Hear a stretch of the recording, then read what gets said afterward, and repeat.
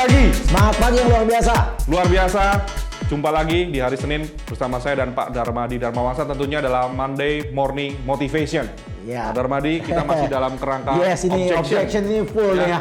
Waduh, ini heavy topik dan kita sudah diskusi dua topik besar dari Ya. objection yaitu pricing dan commission ya Pak. Commission, ya? yes. Dan saya rasa itu udah cukup membekali kita semua untuk menghadapi apa yang terjadi di luar sana. Jadi saya hanya suggest Anda berlatih ya, perkuat informasi yang Anda punya dan semoga Anda bisa memberikan banyak solusi kepada customer dan customer juga bisa mengerti kenapa Anda charge komisi Anda seperti begitu. Betul. Ya, dan kenapa Anda mengharapkan harga propertinya sesuai dengan harga pasar. Ya. Kita sudah cukup panjang lebar menjelaskan Betul, itu ya. betul. Oke, kita masuk level yang ketiga lagi. Nah, ini level ini agak unik, Pak. Karena level ini membandingkan sesama kita sebagai agent. Oke. Agent properti di Indonesia tuh macam-macam kelasnya, Pak. Yes. Mulai dari kelas yang paling grassroots sampai yang elegan dan luxury, Pak.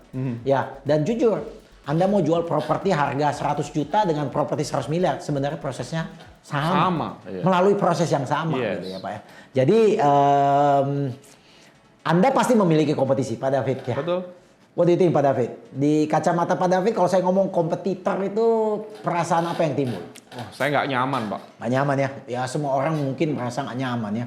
Paling enak memonopoli market ya Pak ya? Iya. Iya, kalau bisa nggak ada lawan ya Pak Nggak ya? ada lawan. Sehingga Bapak bisa setting harga berapapun ya Pak ya? Tapi kita sadar kita nggak bisa avoid di dunia yang sangat terbuka seperti gini. Kompetitor bisa datang dari mana saja.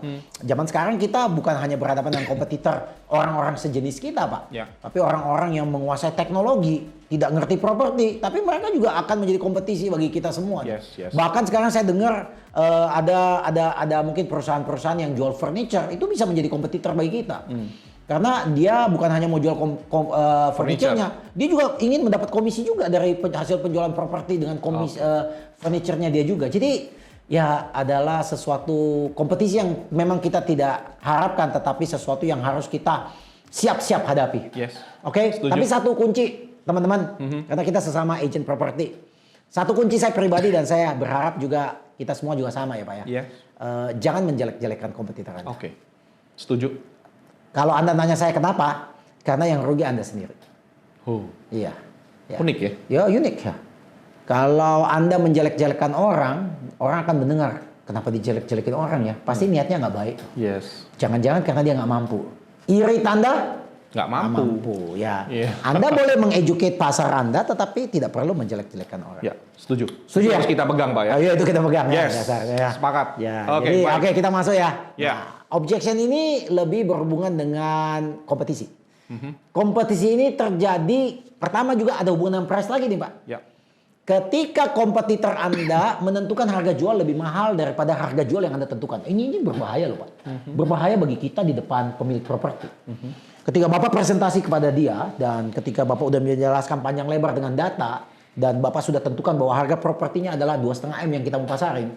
Tiba-tiba 3 hari berikutnya dia telepon Pak David dan minta Pak David ketemu dia. Dengan raut muka yang marah. Dan dia bilang, Pak David tolong yang listing kemarin kita cancel Pak. Karena Bapak tentukan properti saya 2,5 M. Ini ada agent lain. Dia datang ke saya. Baru tadi pagi ngomong 5 menit. Dia bilang jangan jual 2,5 M Pak, Bapak rugi. Jual aja 2,8 M. Wih. Ya, jadi Pak David, saya nggak mau kontrak itu Batal. Saya batal. Tapi kalau Pak David mau, tolong harganya ganti jadi 2,8 M. Saya nggak mau lagi 2,5 M. Wah, ini hal yang sangat real, Pak. Terjadi di Ya, mana? kalau Pak David jadi penjual dapat informasi kiri kanan kiri gitu kan ya. Ya, sama lah Pak David kalau belanja di e-commerce gitu. Belanja sesuatu harga 200.000, tahu-taunya di scroll bawah ada 150.000. Ambil. Wah, ambil. Ya ambil. Tahu-tahu barangnya barang palsu gitu kan ya kan nggak tahu juga ya Pak ya. Iya. Oke. Nah, kalau di dalam kondisi ini gimana nih Pak? Ini berat ya Pak David. Lumrah aja kalau kita diskusi sama Pak David, apa yang Pak David harus gimana untuk saya dalam posisi marah, kemudian saya menekan Pak David. Wah. Nah, ini enggak Nggak gampang ya Pak David. gampang, Pak Dar. Tapi kalau Pak David bilang umpama nih, ya udah deh Pak, saya ikut 2,8 M. Saya sebagai penjual merasa apa nih? Oh, berarti dari kemarin kamu tuh Ini ngerjain saya nih Iya. supaya rumah saya cepat terjual, kamu tuh murahin rumah saya. Iya. Bener loh Pak? Betul. Iya kan ya? Tapi kalau pada satu sisi yang lain Pak David ngotot 22,5 M, apa yang terjadi nih? Makin marah tuh. Batal Pak. Langsung. Bapak nggak dipakai. Pasti. Ini Pak David berada dalam situasi yang namanya orang suka ngomong dilema, Pak. Benar nggak, Pak ya? Iya, dilema. Kesini ya. salah, kesana salah. Iya, maju kena, mundur kena nih, Pak ya. uh. Kayaknya kita mesti minta warkop bantu kita kayaknya. Nah, di sini Pak, teknik yang digunakan adalah good guy, bad guy. Gimana ini? Tapi Bapak hanya boleh pakai teknik ini dengan catatan bahwa Bapak benar-benar sudah melakukan pricing analysis dan memang tahu bahwa 2,5 M ini adalah harga yang sangat reasonable. Market price. Lebih tinggi sedikit dari market price, tapi ini masih bisa digigit dan bisa turun. Dan Pak David nggak yakin, even 2,5 M pun itu belum tentu digigit. Itu pasti ada negotiate lagi lah turun. Apalagi 2,8 M. Dan Pak David udah mesti nangkep kalau agent yang bisa nawarin terlalu tinggi ini ya. Mungkin macam-macam ya, saya nggak bilang agent jahat ya. Satu, mungkin agentnya tidak melakukan market CMA. Oke? Jadi Pak David bisa lontarin itu dulu kepada customer. Pak, boleh saya tahu apakah agent itu ngomong atau kasih Bapak seperti kemarin yang saya kasih Bapak? Ya. Bagus sekali kan, Pak? Bagus. Pak David kan sebelumnya saya udah pernah ceritakan bahwa 95% agent nggak memberikan tertulis kan, hanya lisan, ngomong kan. Lisan. Jadi ketika saya balik pertanyaannya kepada Pak David, kalau boleh saya tahu agent yang ngomong Bapak harganya 2,8 M, apakah dia kasih Bapak tertulis atau dia hanya ngomong aja, Pak? Hanya bicara aja, Pak. Hanya bicara ya, Pak? Yes. Kayaknya orang juga banyak bicara ya. Jangan-jangan mungkin ada yang bisa bicara 3M juga kali ya. Gue udah mulai mikir. Masuk akal juga nih. Pak, semenjak Bapak menanyakan saya hal ini, saya nih berada dalam posisi yang sangat dilematis, Pak. Di satu sisi, kalau saya bilang rumah Bapak harganya 2,8 M, saya merasa saya membohongi Bapak. Saya merasa saya membohongi Bapak. Namun di sisi lain, kalau saya ngotot rumah Bapak harganya 2,5 M, Bapak ngasih listing ke agent yang lain. Saya dilema, Pak. Saya hanya mau nanya dari Pak David. Kalau Pak David jadi saya mesti gimana, Pak? Diam, belajar diam. Biar dia cerna apa yang saya ngomong. Kungfunya udah langsung nancep. Mikir dia udah mulai mikir nih. Ini orang pinter ya. Tunggu sebentar. Pak David mungkin ngomong saya. Pak Darmadi nuduh agent lain bohong ya? Saya nuduh agent lain bohong? Iya. Saya nuduh? Saya enggak. Saya bilang siapa yang bohong tadi? Saya. Kalau saya hati-hati ya. Iya. Saya nggak nuduh loh. Saya bilang, kalau saya bilang harga Bapak 2,8 M itu saya bohong ke Bapak. Iya. Karena 3 hari yang lalu saya bilang harganya berapa? 2,5. Iya. Jadi ingat ya, jangan Pak David bilang, Pak Darmadi bilang agent lain bohong. Saya nggak bilang agent lain bohong. Saya bilang saya bohong karena kemarin saya ngomong 2,5 M, hari ini tiba-tiba 2,8. Ya kan? Tapi kalau saya ngotot 2,5 M, Pak David lebih baik pakai agent yang kasih 2,8. Saya balik sekarang posisinya. Ini saya udah bilang, balik posisinya. Kalau Pak David jadi saya, apa yang harus saya lakukan? Diam. Berat ini. Berat. Nggak bisa ngomong.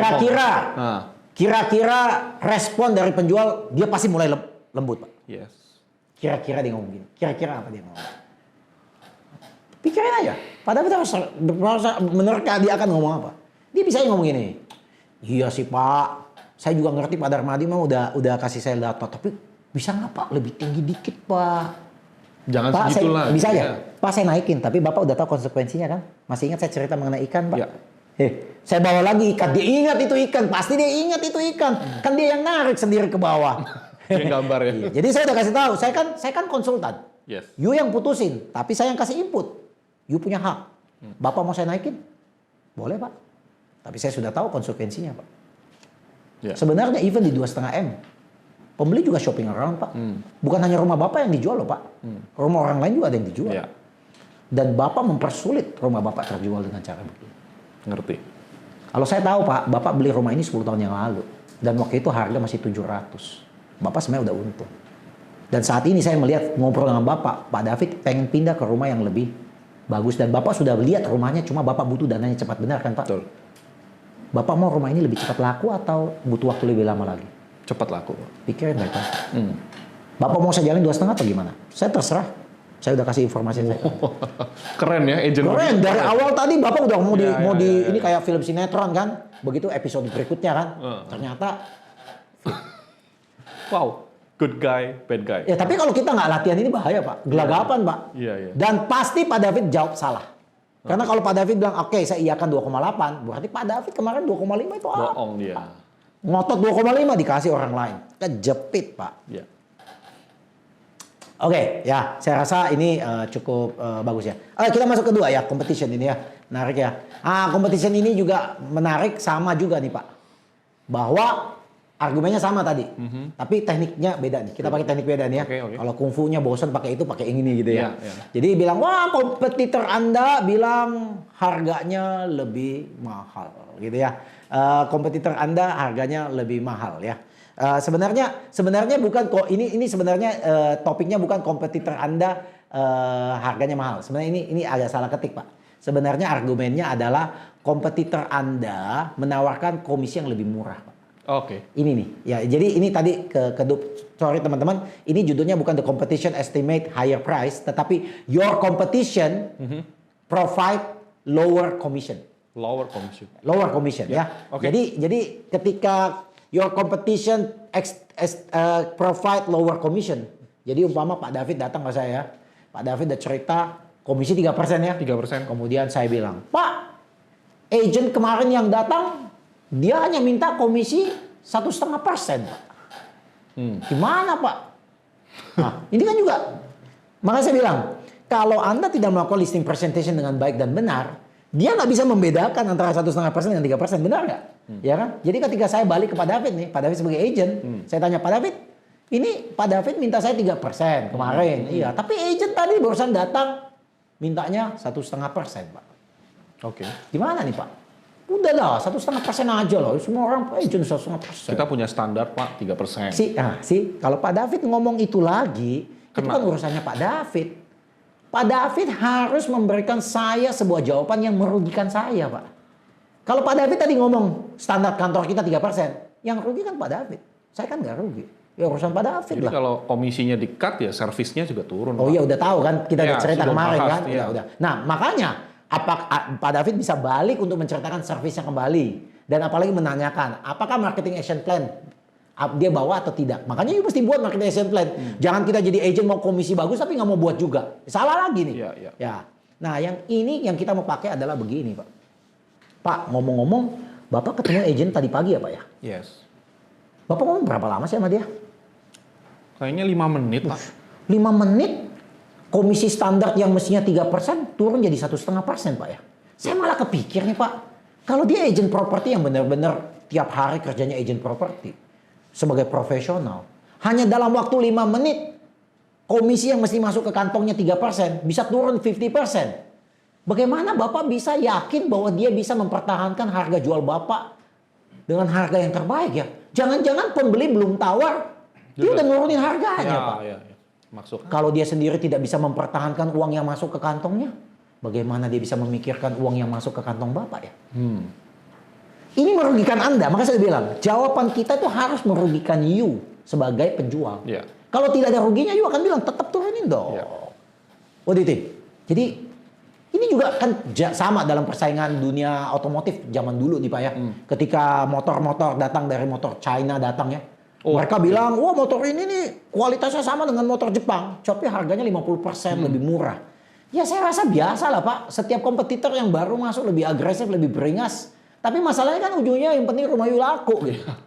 Pak, Bapak nanya ke agent tersebut nggak? Sadar nggak sih? Dengan dia menurunkan komisi jadi 1,5%. Kira-kira dia gampang co-broking dengan agent profesional lainnya? Nggak gampang. Kira-kira kalau dia tidak melibatkan agent lain, hanya dia sendiri yang jual rumah Bapak, menurut Bapak punya rumah tambah cepat laku atau lama laku? Lama laku. See, you yang jawab sendiri. Yes. That's the way we answer this question. Kita nggak argue, kita balikin semua. And this is solve the problem Ya. better. Mungkin tetap dia minta diskon, mungkin. Tapi Anda sudah Masih oke lah ya. Oke, tapi Anda masih bisa lebih bagus. Ya. Dan Anda selalu ingetin setiap penurunan diskon komisi itu ada efek dengan Cepat enggaknya dia service. Ya. Bahkan saya bilang, berani Bapak balik. Pak, saya punya case, Pak. Saya dibayar sama customer 4%, Pak. Loh, kok bisa? Iya. Karena dia sadar dengan membayar komisi lebih besar, ini akan membuat dunia agent-agent profesional akan bekerja lebih keras untuk propertinya. Karena dapatnya lebih banyak. Saya bisa bagi lebih banyak ke agent. Kalian ambil contoh Pak, kalau saya dibayar komisi 3%, untuk saya 1,5%. Tapi ketika saya dibayar ke 4% Pak, untuk saya tetap 1,5%. Tetapi untuk yang jual 2,5%, menurut Bapak lebih banyak yang mau jual. Iya. Akibatnya rumah Bapak cepat laku. Malah Bapak harus berpikir, makin besar Servisnya komisi, lebih bagus ya. makin besar komisi, makin cepat terjual. This is how you play, how you talk. Ya. Oke, ya kurang lebih ya ini competition ini luar biasa nih Pak. Luar biasa padahal.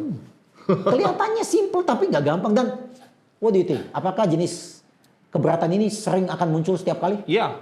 Mengenai diskon komisi? Iya. Sering kita ketemu pasti. Sangat sering. Sangat sering. Makin banyak kompetitor, makin ketemu begini. makin kejam kayak begini. Ngeri lah ya. Nggak heran Pak, di Indonesia komisi jadi turun. Gitu ya. Bukan karena agennya nggak mampu Pak, karena nggak bisa jawab yang tadi itu Pak. That's why mesti lihat YouTube channel kita. Anda mesti latihan ini ya. Yes. Oke, kita masuk ini objection lebih ini secondary lah ya. Secondary. Objection yang bersifat emosional. Ini yang saya suka ngomong bahwa seringkali setelah kita udah jelasin presentasi cukup panjang lebar, tapi kayaknya dia belum bisa ngasih listingnya ke kita gitu. Ya, dia kayaknya masih ragu. Makanya kalau orang asing itu bule, dia selalu pikir kalau presentasi untuk dapat listing tuh sebaiknya di depan suami dan istri gitu. Jadi nggak menjadi alasan nanti saya tanya suami saya tanya istri saya. Sudah ada di situ Sudah ya. Dua-duanya dikunci di situ mestinya. Nah itu kalau Anda bisa kunci dua-duanya itu bagus. Ya. Bagus. Kalau enggak dia bisa nunda-nunda gitu Pak ya. Ntar lah nanya dulu. Ntar lah jadi alasan kalau udah kita pulang udah lupa sama kita gitu ya. Udah. Jadi tapi Anda juga tidak bisa maksa orang dan hal itu bisa terjadi. Even you udah sangat luar biasa, tetap aja ada orang bilang, Pak David saya pikir-pikir dulu ya. Tapi Anda jangan berhenti sampai situ. Jadi ketika penjual mengatakan, Pak David saya pikir-pikir dulu ya. Pak David bilang, jangan langsung, oke Pak kalau itu saya pulangnya saya teleponnya. Nggak usah. Selesai ya? Nggak, Pak David coba sekali lagi. Pak David bilang, Pak ini yang namanya multiple choice technique. Pak saya jadi agent properti sudah 10 tahun Pak. Dan kebiasaannya kalau saya bertemu dengan penjual properti seperti Bapak, kemungkinan besarnya itu saya sudah tahu kira-kira kenapa Bapak belum bisa memutuskan sekarang. Saya diam tuh Pak. Kemudian dia akan bilang, oh enggak sih, ya saya hanya nggak bisa mutusin sekarang. Pak, biasanya Pak, penjual properti kalau udah serius mau jual properti, biasanya Pak, kemungkinan dia nggak bisa mutusin mau jual sekarang atau enggak. Itu karena pertama satu Pak, masalah dengan komisinya, masalah dengan kondisi listingnya, open atau eksklusif, masalah mengenai harga propertinya, dan masalah mengenai lama listingnya. Hanya 4 ini loh Pak. Masih ingat apa Pak? Masalah dengan harga propertinya, masalah dengan listing open atau eksklusifnya, masalah dengan periode listingnya, dan satu lagi masalah mengenai Tadi ngomong, saya lupa sendiri ya. 4 ya. Nah, Pak dari 4 ini yang mana Pak yang Bapak masih mau nanyakan ke saya? Jadi saya sodorin balik lagi ke Pak David nih. Saya sodorin lagi ke Pak David. Masalah harga, masalah komisi, listing. Ya, masalah panjangnya listing. Atau eksklusif atau open. Eksklusif atau open, 4 ya. Saya balik lagi nanya Pak, dari antara 4 ini yang mana yang Pak David mau saya jelasin lagi Pak? Dia bisa aja gini. Yang open eksklusif listing itu Pak, saya kurang serak. Sih, balik lagi loh Pak. Pak David bisa masuk presentasi lagi nih Pak. Jadi ini teknik sangat normal kok. Saya mancing, saya brought up all the issue, karena memang isunya hanya itu Pak. Dan kalau dia mau milih, berarti dia masih in the game. He is on the game, he still in the game. Then we will talk later mengenai yang tadi ya, open dan eksklusif juga kita belum talk ya. Oke ya, jadi ini multiple choice teknik Pak. Ada lagi yang namanya the key concern teknik. Kalau multiple choice kita suruh dia pilih. Kalau ini kita akan kasih tahu juga. Sama sih sebenarnya key concern yang sama. Ini sebenarnya sama sih Pak. Kalau multiple choice dia boleh pilih. Kalau multiple choice tadi Bapak nanya satu-satu. Ambil contoh. Kalau multiple choice tadi 4 semua saya sederhanakan. Kalau yang ini saya bisa tanya satu-satu Pak. The key concern teknik. Pak David, kebanyakan orang belum bisa mengambil keputusan itu Pak. Karena ada beberapa alasan Pak. Pertama, alasan mengenai harga. Apakah Bapak ada hal yang Bapak mau nanya mengenai harga jual properti Bapak? Oh enggak, saya oke. Kalau bukan masalah harga, biasanya itu masalah mengenai komisi Pak. Tadi saya sudah jelaskan apa dampak kalau komisi naik dan komisi turun. Saya sudah jelasin ya Pak, dan Bapak sudah oke ya. Itu nggak ada masalah Pak? Oke. Kalau itu mungkin masalah open dan eksklusif Pak. Saya jelasin tadi eksklusif dan Bapak kayaknya tertarik eksklusif. Apa Bapak masih berpikir mau open? Ya. Atau enggak juga? Enggak. Yang keempat. Saya tadi jelasin perjanjian kita ini 9 bulan Pak. 3 bulan. Apakah Bapak ada masalah dengan itu? Anda lihat, saya sisir satu persatu nih. Mungkin ada satu yang kegigit sama dia. Kayaknya komisi, Pak. Aduh, saya merasa kayak komisinya kalau bisa lebih murah tuh lebih baik. Nih, sini lihat deh. Balik lagi ke belakang. Balik lagi argue ke belakang. Jadi Anda ketemu customer, fisiknya masih kuat, energinya masih kuat, otaknya masih tajam. Kalau enggak, aduh, itu ngomong apa lagi ya? Nanti ngomong apa lagi ya? Oke ya, emosional ya. Nah ini lebih bagus lagi, ini bagus bener. Ini namanya the good Samaritan's technique ini. Ini kalau orang-orang asing, orang bule ini ngerti gitu ya. Kadang-kadang good Samaritan itu selalu berhubungan dengan cerita ada orang yang kena malapetaka di tengah perjalanan antara satu kota ke kota yang lain zaman dulu gitu ya. Tetapi orang-orang yang seperti imam, seperti bupati, seperti orang yang merasa dirinya baik nggak menolong orang ini. Malah orang yang nolong ini hanya seorang pedagang biasa gitu. Jadi ini mereka katakan the good Samaritan technique, artinya gini nih. Setelah tadi Anda ajukan 4 tadi dia tidak gigit. Pak David boleh mengeluarkan satu teknik ini yang namanya the good Samaritan. Pak David gini ya. Pak David mungkin ada hal lain yang saya tidak ketahui. Yang mungkin yang membuat Bapak tidak serg sama saya. Karena ini mungkin pribadi nih Pak. Karena udah kalau dari 4 nggak cocok pasti pribadi. Mungkin karena Bapak merasa mungkin ada agent lain yang mungkin bisa memberikan service yang lebih baik. Saya nggak ada masalah Pak. Ya, tapi saya berharap kalau Bapak mau jual properti Bapak pakai agent Pak. Saya kebetulan juga ada beberapa agent orang lain, teman juga. Kalau Bapak mau pakai listnya, saya kasih Bapak. Bapak call mereka. Bapak nggak pakai saya juga cukup ngerti. Tapi Bapak harus pakai agent. Terima kasih Pak David, saya pulang. Coba bayangin Pak David. Saya malah merasa berdosa nih. Ini Pak Darmadi ini kungfunya luar biasa ya. Dia malah kasih bisnisnya ke siapa tadi Pak? Orang lain. Dan orang lain itu adalah kompetitor. Wah Pak David punya trust nggak sama saya nih? Wih, Pak. Hah? Trust ini ya. Kira-kira Pak David mau coba nggak telepon agent-agent yang saya kasih namanya itu? Setelah itu nggak jadi. Saya malah senang Pak David telepon mereka. Mereka bisa punya kungfu seperti saya nggak? Itu juga belum tentu Pak. Karena saya tahu 95% agent di luar sana kan hanya pengen cepat, pengen gampang, ya kan? Dan biar dihadapin aja agent-agent seperti itu. Dan dia akan tahu perbedaan antara saya dan agent-agent itu. Dan bahkan saya bisa ingetin ya, Bapak boleh nanyakan pertanyaan-pertanyaan keberatan Bapak kepada mereka. Dan saya mau lihat. Dan dia bilang, wah ternyata saya salah. Bener Pak? Yes. Dan saya yakin ketika next time dia panggil saya balik, wah dia udah percaya sama saya Pak. Nggak usah ribut saya Pak. Ngerti mas saya Pak ya? Nah ini bagus sih Pak. Ya.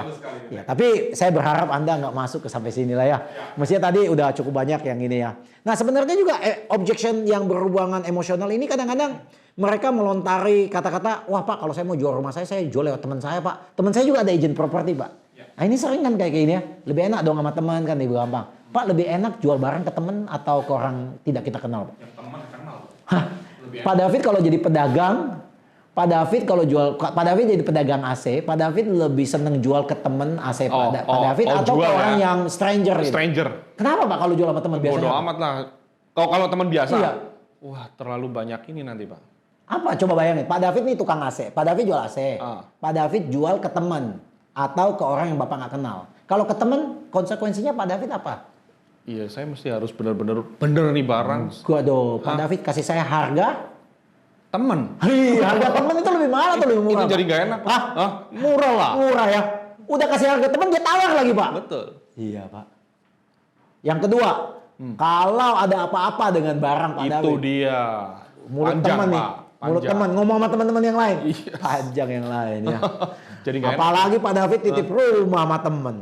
Temen itu tidak kerjain Pak David punya listing, Pak David berani marah dia. Nggak berani. Nggak berani. Tapi Pak David pengen rumahnya kejual. Pengen. Kejepit lagi nih Pak David. Serba salah. Iya ngapain Pak? Ya. Udah komisinya ditawar gitu kan ya.